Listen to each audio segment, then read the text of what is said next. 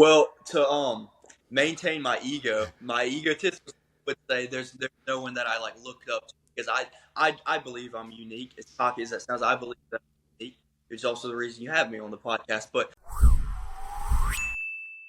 What's going on, everybody? Welcome back. Today we have episode 261 of the Athletes Podcast featuring Cruz Oguz, an athlete of many talents. He does flips, tricks. He's a track star. He's a kicker in football. Does almost everything. In this episode, you're going to learn about his workout routines, what kind of supplements he takes, and really just learning how to be yourself, as that's really something he strives for. It's a fantastic episode. You guys are going to love it. Obviously, we couldn't do this without some of our sponsors and our partners. We have Perfect Sports Diesel. They have all the supplements you need, protein powders, creatine, everything along those lines. And if you use code AP15 at checkout, you're going to save 15%. Seriously, this stuff is fantastic. You're going to love it. As well as Can I Wellness. We have Pioneer Auto Group. Hopefully Dave's going to be back in the Jeep soon, doing some chats and cars with more athletes. But without further ado, let's get into the episode with Cruz Oguz. You are the most decorated racquetball player in U.S. history. World's strongest man. From childhood passion to professional athlete. 8-time Ironman champion. So what was it like making your debut in the NHL? What is your biggest piece of advice for the next generation of athletes? From underdogs to national champions. This is the Athletes Podcast, where high-performance individuals share their triumphs, defeats, and life lessons to educate, entertain, and inspire the next generation of athletes. Here we go. Do my best to not butcher your name right off the start here. Most people, I feel like, don't do it correctly. Cruz Oguz, welcome to the Athletes Podcast, brother. We do our research prior to getting our people on the Athletes Podcast. Arguably the most athletic kicker in the country, dubbed prior to going into the NCAA, you're a track star, you're a kicker, you're a tricker. Yo, how do you create your content? Do you edit it all yourself? Are you doing all of your videos? yeah, Damn, dude. Good for you. all of it by myself, dude. It's just like I'm sitting here on the couch, just all day editing, and then I'm go lifting, recording, all on CapCut too. I just got a new camera actually to really upgrade my content because iPhone with the way they program their phones, it just doesn't work after like 4 years. So it gets so frustrating. But with the camera, I think the quality is much better. Heck yeah. So I think it'll bring more attention. Good stuff, man. Well, we were just chatting here. I was saying you're at 57K right now on Insta with the new upgraded camera and the AP pump. And a little bit of extra time on your hands, you're going to be at that 100K, no problem, end of year. That's what we're predicting right now. You talking about your lifting, though. Honestly, straight up, the fact that you're doing all your editing yourself is massive on its own. I got to ask, though, what are your big 3 lifts at right now? How do you train? When I listened to one of your podcasts in 2023, you were on the carnivore diet. Are you still doing that?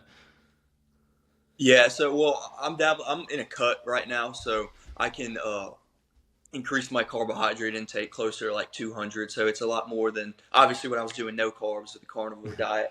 I'm just trying to get lean, get that summer bod, and then it comes back to winter by bulking days. But you asked about the big 3. So big 3 right now: bench, deadlift, squat. Right. The last time I max squat, it was senior year of high school. I think I did 450 for 2 sloppy reps. But I think if I maxed out when I was working out at Memphis, I think I could hit the big 500. I'm at 640 right now with the deadlift, and the only reason it's 640 pounds, I believe you've seen this video, is because a woman did that, and I'm like, as bad as it sounds, I'm like, dude, I can't let that happen.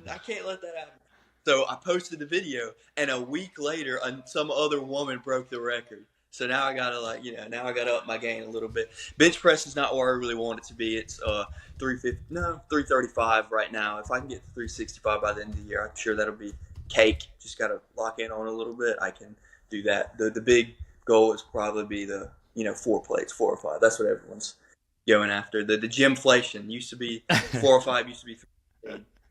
Yeah, why is that gymflation? Is that just a little bit of extra little sauce in the system for some folks, or is that social media? What do you think it is? I don't know what it is. I think people are just so like wired into what's being posted on social media. You see these like crazy physiques, and then to the point where you go outside in public and you'll see somebody and you'll be like, oh man, even though he has decent muscle, right? You're like, oh, he's a crap physique. So I don't know. I think some people overestimate and underestimate what they can achieve themselves while overestimating what I don't know they should be aiming for realistically. You know what I'm saying? Yeah, So yeah. some people, We I don't know. last week Themselves. we just had April Hutchinson on the podcast, who has the deadlift record, 2022 Oh, North American Regionals Masters category. She pulled 480, PB of 420, PB squat. She's in her 40s though. Only started powerlifting oh, really like 6 years ago. So late 30s, early 40s. Yeah, crazy stuff. Crazy stuff. yeah, Anyway, yeah. this is what we do. We bring on incredible athletes onto the show. We get to chat with them. We learn about their mindset, their training, their nutrition. Those are some big lifts on your end. Like that 640 is no small number. 405 on the bench would be crazy. Like that's a big number. Have you like what's your three? Were you saying 335? Is that for one sloppy clean? What are we looking? Yeah. It was feet were kind of coming off the ground. I've never been the type to use like leg drive. Like every time I see a video of me like going for a max, my like legs are kind of like floating up in the air. Maybe I can add on a couple extra pounds if I really locked in on my form a little bit. But I know that's all in my chest. That's the good news. Yeah, That's the good. yeah, 100%. One of the other guests we had on the pod, Ashley Hueta, is the largest equipped female bench presser in the world. She put up over 500 plus. She's an absolute animal. Never done it with the equipped. I'm still working on getting up to that 305, 315 number, dude. I'm putting up 225, maybe a couple reps here. I got a lot of work to do. It's the long arms, dude. We, Oh, as taller athletes, that's my excuse. how tall are you? I'm 6'2", 6'3" in a suit. Oh yeah, you got those long arms, Yeah. but it's all right once you get muscle, like a bunch of muscle in that flame. I'm sure that's like being tall and jacked. Like, dude, it's overpowered. I'm Yeah. not tall by any means. I'm probably like 6 foot in shoes, but dude, like you, bro, you're overpowered. I'm the goal is probably 220 eventually. I say that now. I'm like, we still got a couple of years of growth before we got to tighten it up into our 30s. But the constant desire to get better physically, mentally. You said it yourself. Social media does a lot of damage because you see all these incredible physiques online. Half these images might be edited. Half the other images, people are starving. They're not actually healthy in reality. So it's an interesting dynamic that we have to live with here in 2025. But we also get to be the beneficiaries of all this incredible knowledge, research that's being done. Why did you start the Carnivore? I'm curious because that was 2023. That was COVID stuff. Like, do you still mix in that because of your cut? Like I want to dive deeper into the training nutrition piece. I think specifically a lot of athletes in their, NCAA, collegiate, university careers start to realize the benefits. Some do, some don't. That can be the difference between moving on to a professional stage or, becoming non-professional, put it that way. Right. I started it in late 2022. It was going into the second half of my senior year, and I like the way that I look, and I think that can be a healthy thing, and that can be a bad. You're the type of person to look in the mirror and be like, "Damn, I look like crap," and then eat like crap. You're kind of digging yourself in a hole. But if you look in the mirror and say, "Dang, I look like crap. I got to look better." That's a good thing. So I heard, Joe. It was literally just from Joe Rogan. I did no studying, I had nothing. I just heard Joe Rogan talk about it. I'm like, okay, I got to try this. So I tried it. Energy levels through the roof. Acne disappeared. I still had some acne. Disappeared. I felt good. Got shredded. I think I had a bit of newbie gains at the same time because I don't mean to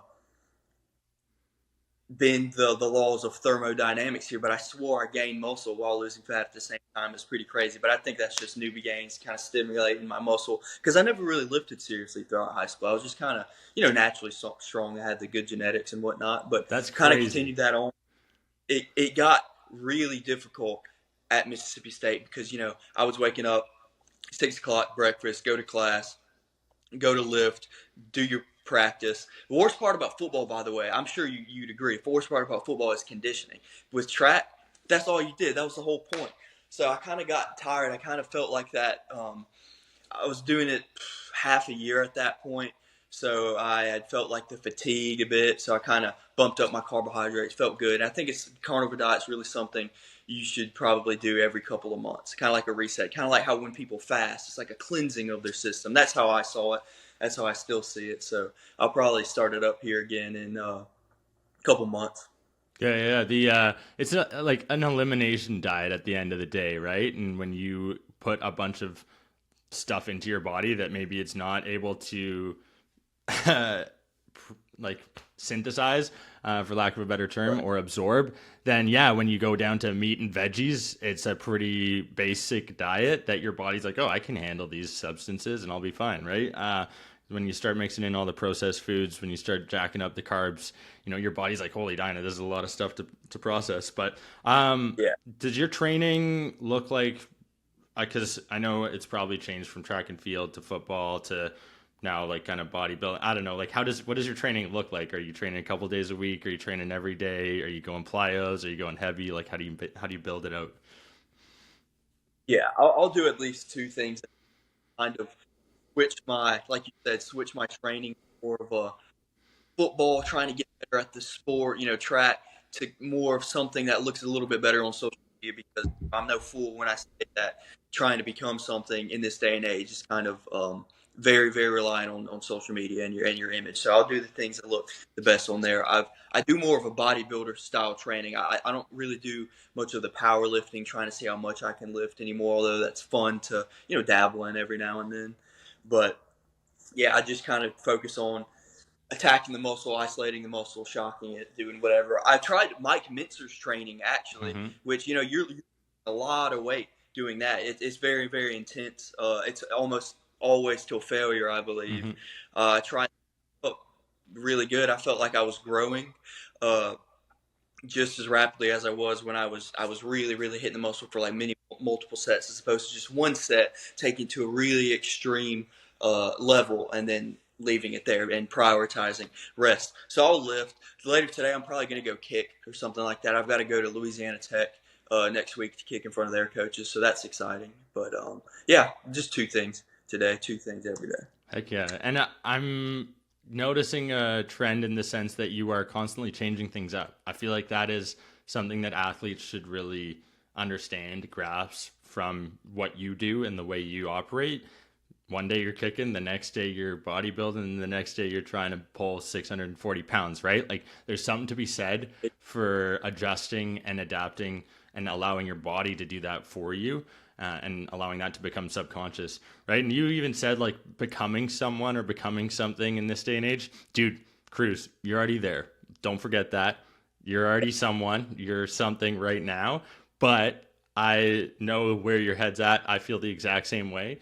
And I just provide you some comfort in the sense that like you're going to continue to grow, scale, and impact more with the work that you continue to put in and the effort that you provide. Again, like I talked about it before, but like you're a student athlete, you're the one waking up at 5, 6 a.m. grinding. You're not necessarily staying out every night. You don't have the responsibilities necessarily of a 40-year-old with kids in a home, Right.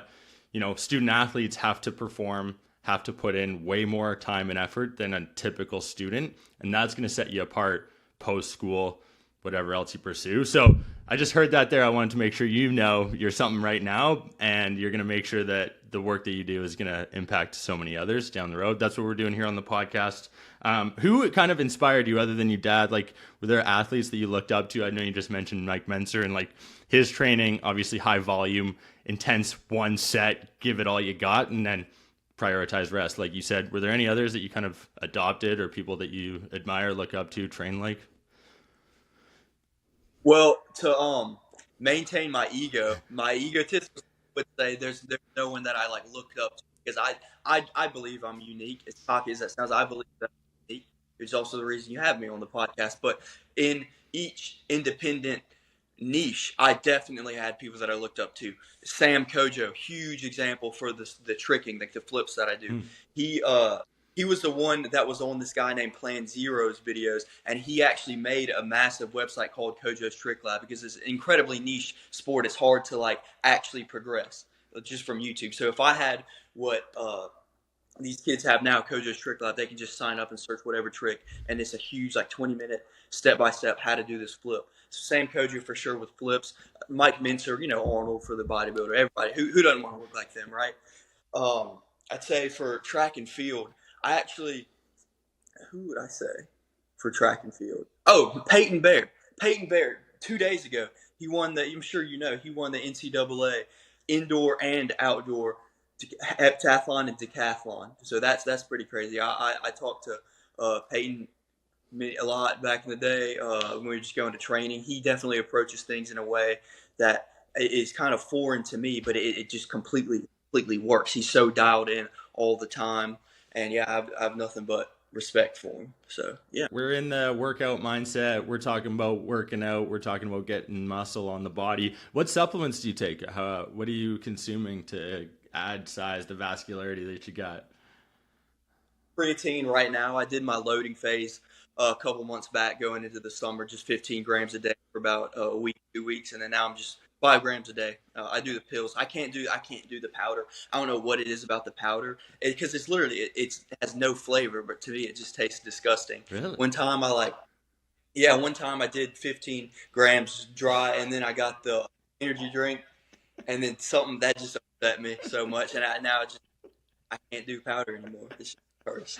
There's a lot of things I couldn't do.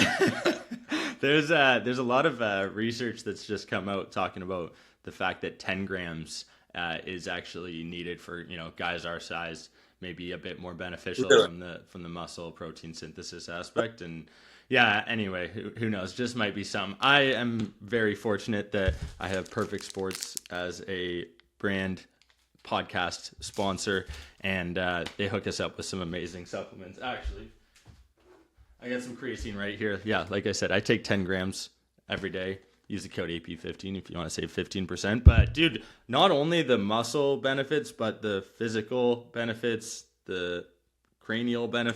Clarity, yep. Especially actually a lot of the Alzheimer's research now, they're supplementing, like you said, 10, 15, 20 grams of creatine, and crazy results coming from it. And I've been preaching it for a while on the podcast. People are coming to terms with it, but it's like the most researched supplement ever. And it's literally safe for, a 16-year-old kid who's trying to put on muscle, or a 60-year-old mom who's trying to make sure that she keeps her brain in order and can stay organized throughout the day. Like, I don't know. It was demonized for a bit. People were concerned about the kidneys. I've been an advocate for it, and sounds like you are too. What else? Protein powder, omega-3s, vitamin D. What else? Yeah. I'll do protein powder. I just started doing fish oil as well. My joints, I feel so good in the morning. I used to just wake up like a 40-year-old man. I'm walking down the stairs. He's hurt. I'm like, dude, what is this? I'm supposed to be at the peak of my testosterone. It's supposed to be all down here, all downhill the next 5 years. But started taking fish oil. My joints feel really good. I couldn't tell you the exact amount, but they give them to me at the football facility. They're like these 2 little transparent pills. But other than that, I do ISO 100 protein powder. I try to stay away from protein, but I'll definitely take it, on a rainy day when you got to get your protein in. It does make me feel a little bit more bloated than just, steak or just eating some ground beef, but it helps. Yeah, we got to get you on the diesel. That might make a difference. But either way, when it comes to nutrition, people, again, it is a supplement. To supplement if you can't get your whole foods in, those should be your priority at all times. But there's times when you take 6 scoops of ISO 100 and mix it with your cornflakes, and you say that's all you need in your day, right? Right. I did do that. Sorry, I had to call you out, put you on blast for that one. Would the Mississippi or the Memphis coaches think that was the ideal way to get your calories in for the day? I don't know. I don't think they cared, but I've always, at every school that I've been to, I've always been in disagreement with the trainers. They've always everywhere the trainers prioritize you got to get your carbs, and I'm I just don't feel good doing that. And then I'll see guys that'll come in that are supposed to play, they're supposed to be heavy, they're supposed to play linebacker, right? They'll come in at 205 into the season, they're 225 pounds, but just double chinned up, like, yeah, he has more muscle, but is he healthier? I don't really know. I just don't like the way that looks. And I was fortunate enough to be already heavy enough for my position, arguably a little bit heavier. So I don't really have to worry. I never had to worry about gaining weight, gaining fat like that. So Yeah, it's an interesting thing when there's obviously varying opinions on this kind of stuff, but from a health standpoint, adding 20 pounds within the course of a football season is probably not necessarily the healthiest way to do it. Does having more size over time allow you to, make bigger hits and control the game better? Probably a little bit, but if you can't run as fast because you've got an extra 20 pounds on your body, are you actually as effective in your sport, in your role, in your position? Maybe not. Again, depends on what your position is, but there's some varying opinions on it, put it that way. I'm not the expert. I just bring people on the show, let them share their opinion. I think I'm actually in your favor here on this one because a lot of people, especially at the young age, are consuming crazy amounts of, but frankly, crap. Like, the carbs that they're consuming, it's like, oh yeah, throw back a bunch of Smuckers, what are those, Uncrustables? And you're like, or what are the big ones that all the football teams are crushing now? Like, peanut butter, they do the mass gainer. It's like, oh my gosh, that's like so calorie. They need it to gain weight. Absolutely. It's just not, I'm not particularly interested in feeling the way they're trying to cram their, stomachs every day. Yeah, well, and there's something to be said for performing and not having your body constantly be in a state of trying to digest. There's like, that's right. It's tough to put out your best self when you've got, a bunch of calories in your stomach trying to digest. What would you be doing if you weren't playing football right now, Cruz? If you weren't tricking, if you weren't jumping?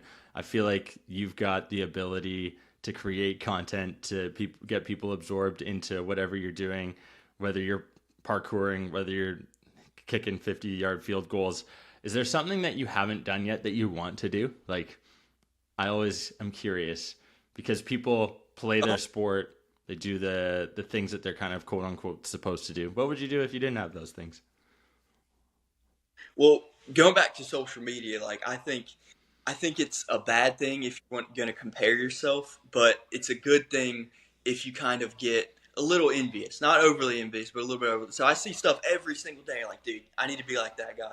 I got to get big. I got to get more money. I got to do this and that. So to answer the question, I don't really know what I would do if I wasn't doing the stuff I was doing now with the flips and stuff, because at that point I'd have to question whether I am myself if I wasn't doing that stuff, because I think it's just, the mindset and discipline that brought me to the point where I am at. There's some cool stuff I want to do, like I want to go skydiving and stuff. Okay. I'm certainly not content with where I'm at because I want to grow with the base that I built. But I don't think I'd be myself, or I don't know what I'd be doing if I wasn't doing the stuff I was doing now. That's what I'm trying to say. No, that's good. That means you are staying true to yourself and you're not doing this because your parents pushed you in one direction. I bring it up because like my buddy Brian Wallach here in British Columbia, you might have seen him on Instagram. He's like big 6'7" Gymshark athlete. He's kind of playing off looking like David Lade, doing some Ashton Hall videos. He's at like 500,000 followers right now on Instagram. I'm a little envious of him right now because we're training. We're at Fitness World at 6 a.m. in Samiami here, and I'm like, man, this guy is blowing up, but he's putting in the work. He's putting in the effort. He's put in the time. He's dedicated. He's been doing it for years now.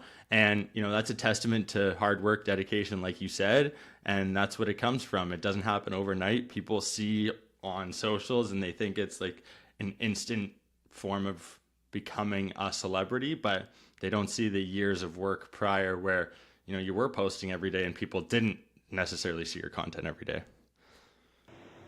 Yeah, most definitely. For sure. Yeah, it's just all about grinding and stuff. What's your biggest motivation? Do you think your mom or your dad, are they living locally to you? Are they still in like North America? Do you go back to Turkey every couple of years? Yeah, they're in Mississippi, about 2 hours south of me right now. So yeah, I'm in Memphis at the moment. Okay, well, hey dude, I know you got your camp in a week that you're going to be going and kicking, putting up performance in front of the coaching staff. I always like to give people an opportunity to share their biggest piece of advice with the next generation of athletes.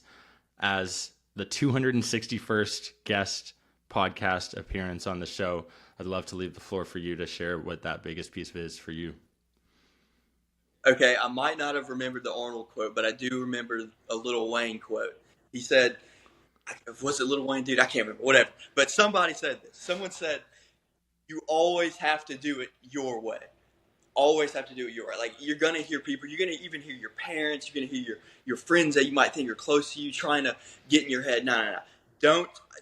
I'm not saying don't take advice, but you should always do your way. And every decision, every big decision, every small decision that I made in my life led to the point where I'm at right now. There's been times where when I was transferred from Delta State, like, dude, my football career is over. Like, but I'm gonna bet on myself. I've got a gambling addiction, so I'm gonna bet on myself that I'm going to go FBS and I'm going to accomplish my dreams. And I'm going to look good on social media and I'm going to have all this money. You should always do it your way. That's the best piece of advice I could give. Speaking it into existence, brother. I can't wait to see it. Yeah. I can't wait to see it. I'm excited for you, dude. I know this is just the beginning. It's going to be cool to continue to follow along. I appreciate you coming on the podcast, for sharing your story, for providing some insights to the next generation. We'll get you on again when you're at that million. Maybe we'll go for a ride in the Lambo. I got the Jeep here in British Columbia thanks to Pioneer Auto Group. If you're ever up in British Columbia or Canada, you better let me know. We'll do some tricking, or I'll at least watch you trick, jump around, and then we'll get in the Jeep, record another episode. Yo, Cruz Oguz, thank you for coming on the Athletes Podcast, man. Sincerely appreciate it. Thank you so much for having me. All right, everybody. That'll do it here for us today at the Athletes Podcast. Really hope you guys enjoyed. Cruz is an awesome guy. He's going to do some awesome things. Hopefully, Dave can get him in the Jeep sometime soon, get him up to BC. But that's going to do it for us. Again, like, comment, subscribe. Do everything you can to amplify our podcast. You know, it means so much to us. It lets us keep doing these awesome things, having these awesome conversations. Means the world to us. So, again, keep supporting us, and we're going to keep doing some awesome things for you guys. Again, have a good one.